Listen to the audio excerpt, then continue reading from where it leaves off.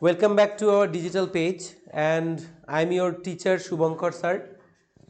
আজকে আমরা যেটা করতে চলেছি সেটা হলো আমাদের সেকেন্ড খুব ইম্পর্টেন্ট একটা টপিক, সেটা হলো মাই ওন ট্রু ফ্যামিলি। মাই ওন ট্রু ফ্যামিলি এটা আমরা করব। এটা একটা পোম অর্থাৎ কবিতা, লিখেছেন টেড হিউজ। তা যাই হোক, কবিতাটা শুরু করার আগে তোমাদেরকে আমি একটা কথা বলতে চাই যে দেখো, মাধ্যমিক পরীক্ষা ধীরে ধীরে চলে আসছে, এগিয়ে আসছে, তোমরা তোমাদের প্রিপারেশন নিয়ে এগিয়ে চলছো। তা আমি বলবো যে তোমরা প্রতিনিয়ত যে ক্লাসগুলো দেওয়া হচ্ছে আমাদের ডিজিটাল ওয়েব পেজ থেকে সেটাকে ফলো করো এবং ক্লাসগুলোকে ভালো করে দেখো। ক্লাস রিলেটেড কোনো কোয়ারি থাকলে সেটা কমেন্ট বক্সে আমাদের কমেন্ট করে জানাও, আমরা তার যথাযথ উত্তর দেব। আর যে কোনো সমস্যা, সে গ্রামার থেকে হোক বা টেক্সট থেকে হোক, যেখান থেকেই হোক, তোমাদের সিলেবাস ওরিয়েন্টেড যে প্রবলেমগুলো আছে বা তোমাদের টপিক ওরিয়েন্টেড যে প্রবলেমগুলো আছে সেগুলো ভালো করে বুঝে নিয়ে কোথাও সমস্যা হচ্ছে কিনা সেটা আমাদের জানাও, আমরা সেটা তোমাদেরকে রেসপন্স করব। আচ্ছা, এখানে তোমরা একটা সুন্দর ছবি দেখতে পাচ্ছ। এই ছবিটার কিন্তু একটা বিশেষ গুরুত্ব আছে, অনেক বড় একটা মাহাত্ম্য আছে। যাই হোক, তো এই ছবিটাকে যদি স্বল্প কথায় ব্যাখ্যা করা যায় তাহলে বলতে হবে উই আর নাথিং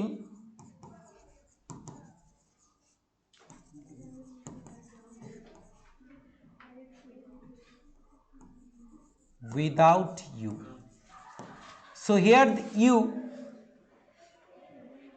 বলতে আমরা গাছকে বুঝিয়েছি, কিন্তু আমরা তুমি ছাড়া কিছুই না, অর্থাৎ এই প্রকৃতির মাঝে, এই সুন্দর পরিবেশের মাঝে এই প্রাণের অস্তিত্ব যে বুঝিয়ে রেখেছে সে আর কেউ না, সে হলো গাছ। এই গাছের গুরুত্ব কতটা, বা গাছ যে পৃথিবী বুকে কতটা অপরিহার্য একটা বিষয়, সেটা বুঝে উঠতে হয়তো আমাদের কারোরই কোনো সমস্যা নেই।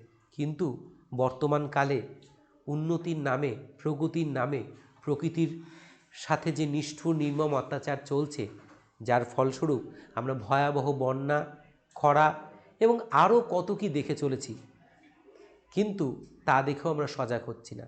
তা আজকে এই ক্লাসটার মধ্য দিয়ে, এই কবিতাটা পাঠের মধ্য দিয়ে আমরা এই শপথ গ্রহণ করব, নিজেদেরকে একটা শপথ দেব, সেটা হলো যে আর নয়, আর কখনো নয়, একটি গাছ একটি প্রাণ, এবং এই গাছকে আমাদেরকে বাঁচাতে হবেই যে কোনো মূল্যে। তাই আজকে সেই কবিতাও এই টপিকের ওপরেই লিখেছেন টেড হিউজ। চলো আগে আমরা প্রথমে কবি পরিচিতিটা একটু জেনে নিই ছোট্ট করে।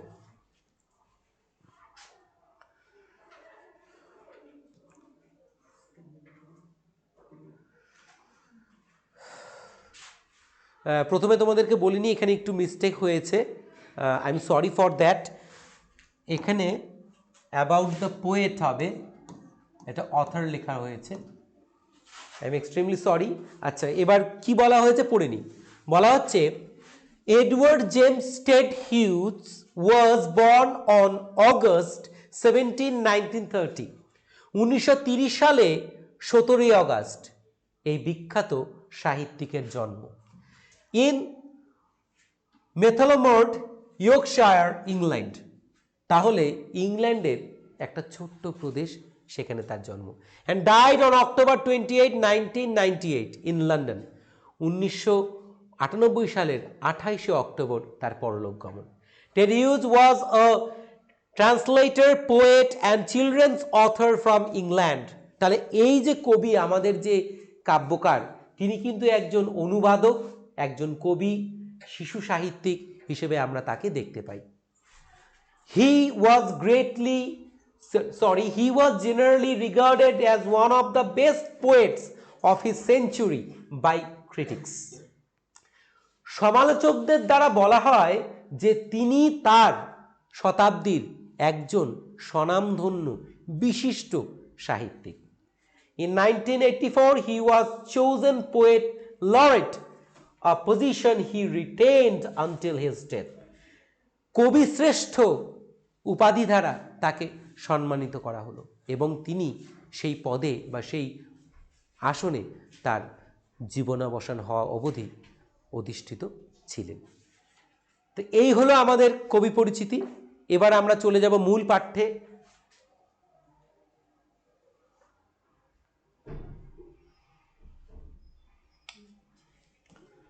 সো অ্যাবাউট দ্য টেক্সট, তাহলে আজকে আমরা যেটা পড়তে চলেছি, মাই ওন ট্রু ফ্যামিলি, যে কবিতাটা আমরা পড়তে চলেছি, সেই কবিতা সম্পর্কে দু চারটে কথা তোমাদেরকে বলতে চাই। The poem My Own True Family emphasizes the need for safeguarding our natural environment for the sake of humanity's well-being before it is too late. It also advocates that humans and trees should coexist together and live together like a family. So এই লাইনগুলোর অর্থ হলো এটাই যে এই কবিতাটি অর্থাৎ my own true family কবিতাটি এমফাসাইজেস মানে জোর দিয়ে প্রকাশ করে the need for safeguarding our natural environment for the sake of humanity's wellbeing. মানব কল্যাণের মানুষের ভালো চাওয়ার জন্য আমাদেরকে কি করতে হবে? আমাদেরকে গাছকে বাঁচাতে হবে, কারণ দে আর আওয়ার প্রোটেক্টরস। তোমরা সকলেই জানো আমরা যে জীবনে বেঁচে থাকার জন্য সবথেকে মূল্যবান যে গ্যাস তোমরা বিজ্ঞানে পড়েছো অক্সিজেন, সেই অক্সিজেনের কিন্তু অন্যতম প্রধান উৎস হলো গাছ। তাই এই গাছ যদি না থাকে তবে জীবকুলে বা এই পৃথিবীতে কোনো প্রাণের অস্তিত্ব থাকবে না। It also advocates that humans and trees should coexist together and live together like a family. এটাই বলে আমাদেরকে যে মানুষ এবং গাছ অভিন্ন, এরা কেউই কাউকে ছাড়া টিকে থাকতে পারবে না। তাই তারা সর্বদাই একটা ফ্যামিলি বা পরিবারের সাক্ষ্য বহন করে, পরিচয় বহন করে। সেই জায়গাটার থেকে দাঁড়িয়েই এই কবিতাটা লেখা, এবং এই কবিতার বিষয়বস্তু এতটাই সুন্দর, তোমরা যদি এর ভেতরে যেতে পারো, আমি যদি তোমাদের নিয়ে যেতে পারি, তোমরা ফিল করতে পারবে যে প্রকৃতি আর কোথাও নয়, প্রকৃতির বাস আমাদের মনেই। আমরা যে প্রকৃতি জাত, আমরা যে প্রকৃতিরই সৃষ্টি, তা বুঝে উঠতে কোনো সমস্যা তোমাদের থাকবে না। আচ্ছা, আমরা কবিতাটায় চলে যাই।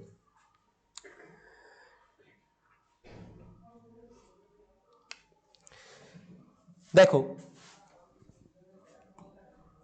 কবি লিখেছেন, once I crept in an oakwood, একদা আমি হামাগুড়ি দিয়ে প্রবেশ করলাম, ইন অ্যান ওকুট, একটি ওক বনে। একদা আমি হামাগুড়ি দিয়ে প্রবেশ করলাম একটি ওক বনে।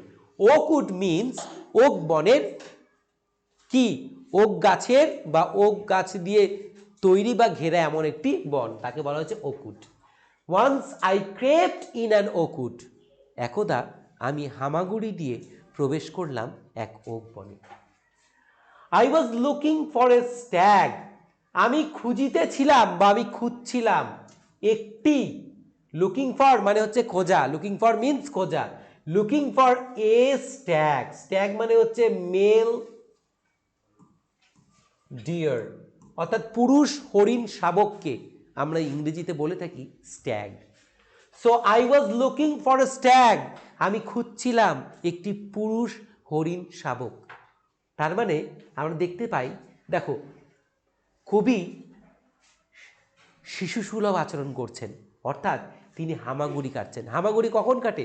ছোট সময়। আমরা দেখেছি একটা শিশু ভূমিষ্ঠ হওয়ার কয়েক মাস পর থেকে যখন তার বৃদ্ধি ক্রমে ক্রমে এগিয়ে যায়, সে বড় হয়ে উঠে প্রকৃতির সাথে সাথে, তখন সে গুটি গুটি পায়ে হাঁটুর উপর ভর করে হামাগুড়ি কাটতে শুরু করে। ঠিক তাই প্রকৃতির কাছে কবি সেই আদি রূপকে পেতে বা জীবনের অস্তিত্ব খুঁজে পেতে তিনি হামাগুড়ি দিয়ে প্রবেশ করেছেন ওক বনে। এবং তিনি কি খুঁজছেন? স্ট্যাগ। এই স্ট্যাগটা আসলে কি? প্রাণের প্রতীক, তাই তো? কারণ প্রাণ চঞ্চল, প্রাণ সজীব। তাই এখানে এই পুরুষ হরিণ শাবকটি আসলে প্রকৃতির দ্বারা সৃষ্টি যে জীবন বা প্রাণ, তাকেই বোঝায়। I meet an old women there, কিন্তু কি হলো?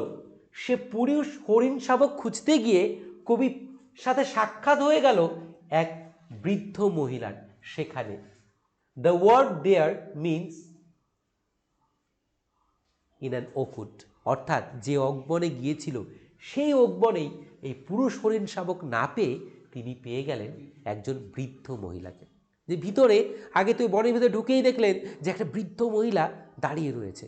এবার দেখো, ভেবে দেখো, একটা বন, নির্জন বন, সেখানে হরিণ শাবক খুঁজতে গিয়ে দেখা গেল একজন বৃদ্ধ মহিলা দাঁড়িয়ে আছে। ব্যাপারটা কিন্তু বেশ গা ছমছমে। All knobbly stick and rag. এই যে বৃদ্ধ মহিলা ভেতরে দাঁড়িয়েছিল, সে একে তো রুগ্ন, দুর্বল, হাতে তার একটা নড়বড়ে একটা লাঠি, আর পরনের যে কাপড় তা কিন্তু ছেঁড়া বা ঝুল্লি। র্যাগ কথার অর্থ ছেঁড়া বা ঝুল্লি। ঠিক আছে, একটা আঁকা বাঁকা লাঠি নিয়ে, হ্যাঁ তোমরা দেখেছো তো ঠাকুমা দিদিমাদেরকে, বয়স হয়ে গেলে কেমন করে একটু ঝুঁকে তারা হাঁটে, ঠিক তেমন করে যেন একটা ভদ্রমহিলা দাঁড়িয়ে রয়েছেন, বৃদ্ধ ভদ্রমহিলা দাঁড়িয়ে রয়েছেন, তার ওই হাতে একটা নড়বড়ে একটা লাঠি, লাঠিটাও যেমন আঁকা বাঁকা, তার দেহটাও যেন খুব নড়বড়ে, এমন করে তিনি দাঁড়িয়ে রয়েছেন, পরনে একটা ছেঁড়া পোশাক পরে। শি সেইড, এইবার ওই যে বৃদ্ধ ভদ্রমহিলা তিনি কথা বলতে শুরু করলেন। কি বললেন? I have your secret here inside my little bag. ভালো করে শোনো তোমরা, খুব মন দিয়ে শোনো কিন্তু। I have your secret. আমার কাছে আছে তোমার সকল গোপনীয়তাগুলি। কোথায়? My little bag. So the old lady was carrying a bag, a little bag. সেই বৃদ্ধ মহিলা তার সাথে একটা ছোট্ট পুটুলি বহন করছিল, এবং তিনি বলেছেন ওই পুটুলিতে আছে your secret. your means তোমার, সিক্রেট মানে গোপনীয়তা। কার গোপনীয়তা? এখানে কবির গোপনীয়তার কথা বলা হয়েছে, কারণ কবি তো এখানে হামাগুড়ি দিয়ে প্রবেশ করেছে, তাই তো? Then she began to cackle and I began to quack. এই কথা বলেই যে আমার পুটুলিতে তোমার সকল গোপনীয়তাগুলো ধরা রয়েছে, আটকা রয়েছে, এই কথা বলেই তিনি ফিক ফিক করে হাসতে শুরু করলেন, এবং আমি চমকে উঠলাম। আমি কেন যেন গাটা আমার কাটা দিয়ে উঠলো, চমকে উঠলাম। এখানে কোয়াক যে শব্দটা রয়েছে, কোয়াক শব্দটা এটা মিন করে যে কবি এই তার আচরণে, এই কন্ডাক্টে তিনি মোটেই প্রস্তুত ছিল না। হ্যাঁ, এটা তাকে খানিকটা ভিতর থেকে চমকে দিল। তাই বলেছেন then she began to cackle, তখন সে ফিক ফিক করে বা খ্যাক খ্যাক করে হাসতে শুরু করলো। And I began to quack, এবং আমি কেন যেন চমকে উঠতে লাগলাম, আশ্চর্যচকিত হয়ে উঠতে লাগলাম যে কি হচ্ছে। She opened up her little bag. She opened up her little bag. এই হাসা শেষ করা মাত্রই সেই বৃদ্ধ রমণী কি করলো, মহিলাটি কি করলো, ওপেন্ড আপ, মেলে ধরলো হার লিটল ব্যাগ, তার ছোট্ট পুটুলিখানা। যে পুটুলিখানায় সে বলেছিল যে কবির সকল গোপনীয়তাগুলির ধরা রয়েছে, সেই পুটুলিখানা সে আবার তুলে ধরলো, মেলে ধরলো, খুলে ধরলো। And I came twice awake, এবং আমি দুবার করে জেগে উঠলাম। The word twice awake denotes the condition of the poet. কবির যে পরিস্থিতি সেটার কথা বলছে, যে ব্যাগ খোলা মাত্র আমার গাটা যেন দুবার করে ঝাঁকি দিয়ে উঠলো, মানে চেতনাটা যেন আমাকে দুবার করে নাড়িয়ে দিল। আমি যেন চমকে উঠলাম, দুবার করে চমকে উঠলাম যে এ কি দেখাচ্ছে, কি করে সম্ভব?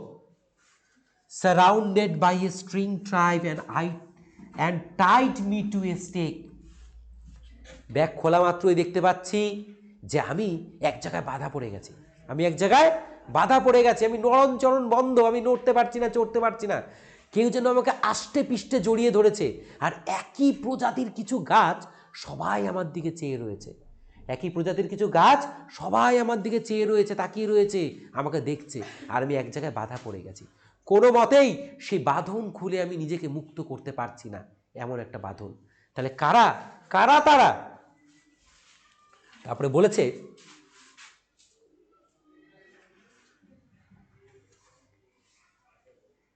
they said we are the oak trees. তারপর ওই যে একই প্রজাতির গাছগুলো সব আষ্টে পিষ্টে ধরেছে, তারা বলতে শুরু করলো, এই দে বলতে কারা? ওক উডসের কি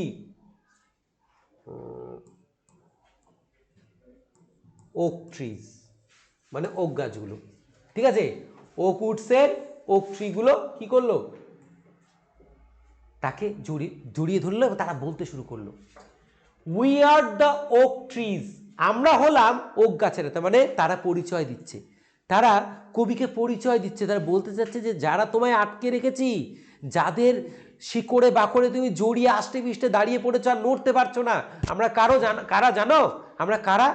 আমরা হলাম ওক গাছ, and your own true family, এবং আমরাই তোমার সত্যিকারের পরিবার, আমরাই তোমার সত্যিকারের পরিবার। এই যে লাইনটি, এই লাইনটি কিন্তু ভীষণ একটা সিগনিফিক্যান্ট লাইন, খুব তাৎপর্যপূর্ণ একটা line. Your own true family, তোমার সত্যিকারের পরিবার। এখানে গাছগুলোকে এই শব্দটা ব্যবহার করার কারণটা হলো, এই শব্দগুলো ব্যবহার করার কারণটা হলো যে মানুষ ভুলে গেছে যে কে তার আপন, কে তার পর। মানুষ ভুলে গেছে কে তার আপন, কে তার পর।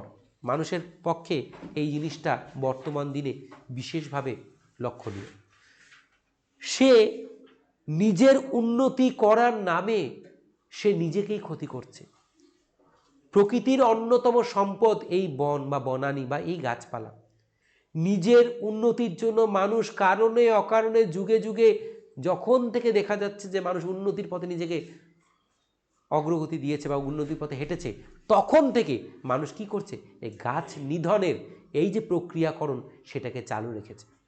সে ভুলে গেছে সে যাকে হত্যা করছে প্রকারান্তরে সে আর কেউ না, তার নিজের পরিবার। সো দ্য ট্রিজ কি করছে? The trees they are reminding the poet about their relationship, তাদের যে সম্পর্ক, সে সম্পর্কের কথা সে বারবার কবিকে মনে করিয়ে দিচ্ছে তার এই শব্দের মধ্যে দিয়ে। এটা কিন্তু ইকোয়িং লাইন, এই লাইনটা কিন্তু আমাদের কবিতা পাঠ করার সময় বা কবিতা পড়ার সময় বারবার যেন আমাদের মনে ফিরে আসা চাই, কিন্তু বারবার করে ফিরে আসতে হবে যে we are your own true family, we are your own true family, বা আমরাই তোমার সত্যিকারের পরিবারের সদস্য বা পরিবার। তারপরে বলেছে উই আর চপড ডাউন, আমাদেরকে টুকরো টুকরো করে কাটা হয়। চপ ডাউন মিনস টুকরো টুকরো করে কাটা। We are chopped down, we are টোর্ন up, ছিঁড়ে ফেলা হয়, উফড়ে ফেলা হয়, আমাদেরকে টুকরো টুকরো করে কাটা হয়। You do not blink an eye, there is a exclamation, inside exclamation in the word, the word contains an inside exclamation, একটা অভ্যন্তরীণ আশ্চর্য বা বিস্ময় এখানে প্রকাশ পেয়েছে। কি? যে আমাদেরকে কাটা হয়, আমাদেরকে উফড়ে ফেলা হয়, কিন্তু তুমি তোমার চোখের পলক পর্যন্ত ফেলো না, তোমার চোখের পলকটা পর্যন্ত পড়ে না, এতটা নির্দয় তুমি। This particular line shows how a man becomes unkind, কিভাবে একটা মানুষ নির্দয় হয়ে উঠেছে। মানুষের সব থেকে বড় অর্থ হচ্ছে মানবিকতা। সে মানবিকতা কি করে, হিউম্যানিটি কি করে মানুষ হারিয়ে ফেলেছে যুগের প্রভাবে বা উন্নতির নামে, তার সব থেকে বড় প্রমাণ হচ্ছে এই লাইনটা। আমাদের কাটা হয়, প্রাণ নেওয়া হচ্ছে, উপরে ফেলা হচ্ছে, যাচ্ছে তাই করা হচ্ছে, কিন্তু তোমার চোখের পলক পড়ছে না। ঠিক আছে, ইউ আর অ্যালুফ, তুমি উদাসীন। হ্যাঁ, যে উই আর বিং কিলড, আমাদেরকে মারা হচ্ছে, বাট তোমার কাছে এটা কোনো ব্যাপারই না। তা আমরা তো তোমার পরিবার, তোমার আপনজন, তোমার সদস্য, তোমার পরিবারের সদস্য আমরা। তা তোমার পরিবারের কোনো আপনজনকে যদি এইভাবে নিষ্ঠুরভাবে কেউ হত্যা করে, তাকে তুমি কি ছেড়ে দেবে? যদি না হয় তোমাদের উত্তর, তবে প্রকৃতির বেলায় কেন? যে তোমার প্রাণের অস্তিত্ব বজিয়ে রেখেছে, যে বিনিময়ে তোমার কাছে কিচ্ছু চায়নি, যে জীবনের, যে পৃথিবীতে জীবনের রূপটাকে আকার দিয়েছে, সেই প্রকৃতি, তাকে তুমি এইভাবে হত্যা করছে আর তুমি জেনেও কিছু বলছো না। এটা বড় ভাবিয়েছে। এই ভাবনা শুধু আমাদের নয়, এই ভাবনা কবিরও। কবি টেড হিউজ এটা প্রকাশ করতে চাইছেন যে we have to think over it, আমাদের এটার উপরে ভাবতে হবে যে কি করে আমরা গাছ বাঁচাতে পারি, কি করে আমরা একটা গাছকে তার যে স্বেচ্ছা মৃত্যু যে আমরা দেই, তাদেরকে স্বেচ্ছায় মৃত্যু দিচ্ছি, আমরা ডেলিভারেট অ্যাক্ট করে আমরা মেরে ফেলছি, সে কীভাবে করবে? তোমরা ক্লাস, যদি সিলেবাস চেঞ্জ না হয়, সব কিছু আগের মতোই থেকে থাকে, তবে ক্লাস 12-এও যখন তোমরা উঠে যাবে, তখন একটা কবিতা তোমরা পড়বে, অন কিলিং এ ট্রি। ঠিক আছে, অন কিলিং এ ট্রি একটা কবিতা পড়বে, সেই কবিতাটাও ঠিক এই একই ধাঁচে লেখা, যেখানে মানুষের নিষ্ক্রিয়তা প্রকাশ পেয়েছে প্রকৃতির উপর। যাই হোক, unless you make a promise now, এবার গাছ কিছু একটা চাইছে, ওক গাছগুলো সমবেত হয়ে কবির কাছে চাইছে কিছু একটা, কি? যদি না তুমি শপথ নাও, যদি না তুমি শপথ নাও, সুয়ের, যদি না তুমি শপথ নাও, now you are going to die, তাহলে তোমায় মরতে হবে। This is not a threat, এটা কিন্তু কোনো থ্রেট না, যে হুমকি বা শাসানি না, এটা কিন্তু সজাগ করে দেওয়া, যে তুমি যদি আজ থেকেই যদি এটা বুঝতে না পারো যে প্রাণের অস্তিত্ব পৃথিবীতে সম্ভব একমাত্র গাছের জন্য, সে গাছ যদি এইভাবে নিষ্ঠুরভাবে তাকে হত্যা করা হয়, তাহলে বলে রাখি, তুমি তাকে বাঁচানোর যদি সংকল্প গ্রহণ না করো, if you do not take a promise, then you are going to die, then you have to die. You are going to die মানে you have to die, and the death will be brutal, খুব নৃশংস একটা মৃত্যু তোমাদেরকে দাঁড়িয়ে আছে তোমাদের জন্য, তোমাদের প্রাণ নেবে বলে। ঠিক আছে? তাহলে we can't live a single day without oxygen, oxygen ছাড়া একটা দিন অতিবাহিত করতে পারি না। সেখানে সমস্ত এই জীবজগৎ থেকে যদি অক্সিজেন উবে যায় কয়েক সেকেন্ডের জন্য, তাই তো? একটা মাছ যেমন বিনা জলে সে কষ্ট পেয়ে পেয়ে উলট পালট করে করে প্রাণ দেয়, আমাদেরও প্রাণ যাবে ঠিক তাই, যদি আমরা গাছকে না বাঁচাই। ব্যাপারটা কিন্তু ভীষণ ভয়ের, এবং সতর্ক করতে হবে সবাইকে, যে কেউ যেন গাছকে হত্যা না করে।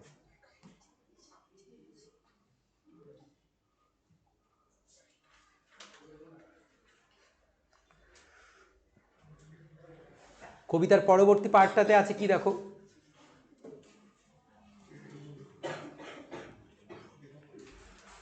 গাছ বলছে, whenever you see an oak felled tree,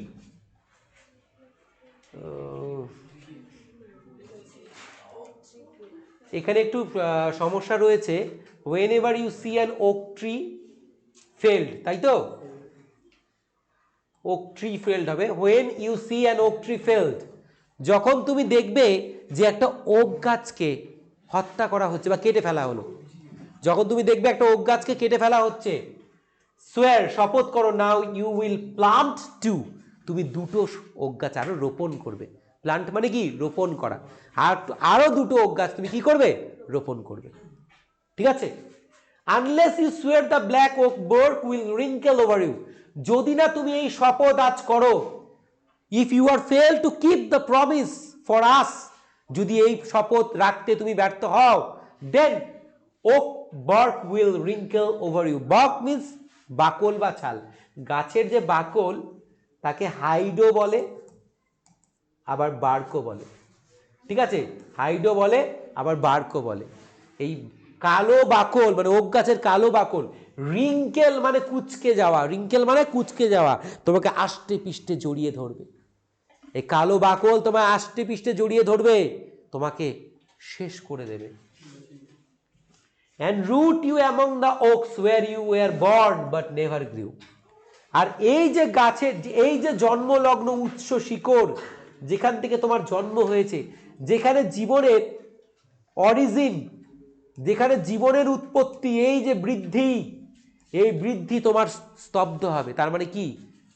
জীব আর প্রকৃতির সাথে বেড়ে উঠতে পারবে না, জীবন স্তব্ধ হয়ে পড়বে। এটা কি ডিনোট করে? দ্য সিচুয়েশন বা দ্য লাইন, এই যে and root you among the oaks where you were born but never give, the line, the particular line denotes death, মৃত্যুকে উপস্থাপন করে।